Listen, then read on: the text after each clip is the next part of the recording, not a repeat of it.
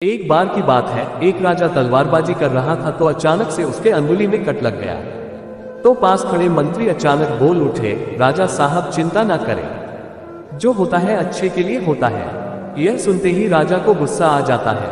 राजा उस मंत्री को कारागृह में बंद करने का आदेश दे देता है और बोलता है इसको फांसी पर चढ़ा दिया जाए। यह सुनकर मंत्री घबरा गया। उसने राजा से निवेदन किया, महाराज, मैंने आपके यहाँ इतने वर्षों तक काम किया है, क्या आप मेरी अंतिम इच्छा पूरी नहीं करेंगे?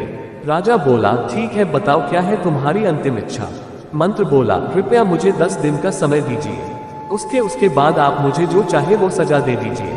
राजा ने उसकी अंतिम इच्छा मान ली। राजा दूसरे दिन अपने सैनिकों के साथ जंगल में शिकार पर निकला। जंगल के बीच में राजा अपने सैनिकों से बिछड़ गए और रास्ता भटक गए। रास्ता ढूंढते हुए राजा वनवासियों के बीच पहुंच गए, जो बलि देने के लिए किसी को ढूंढ रहे थे। वनवासियों ने राजा को पकड़ लिया और वन की देवी को बलि देने के लिए ले गए। बलि देने की सारी तैयारियां पूरी हो गई। जैसे ही राजा को बलि देने के स्थान पर ले जाया गया, वहां खड़े बुजुर्ग की नजर राजा की खंडित अंगुली पर पड़ी। उसने आवाज लगाई कि ये तो खंडित है, इसकी बलि नहीं दी जा सकती। तो वनवासियों ने राजा को छोड़ दिया।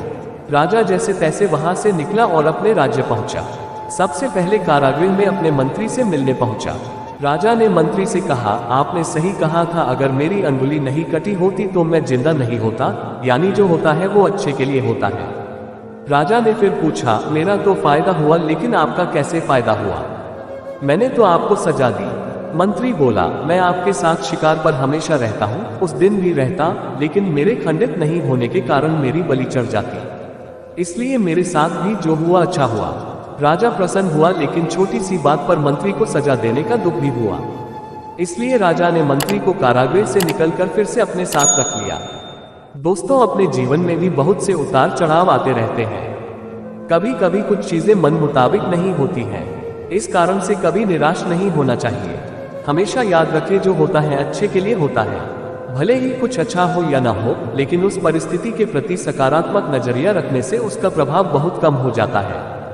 अभी तक के लिए इतना ही, फिर मिलते हैं अगला वीडियो में एक और नई कहानी के साथ।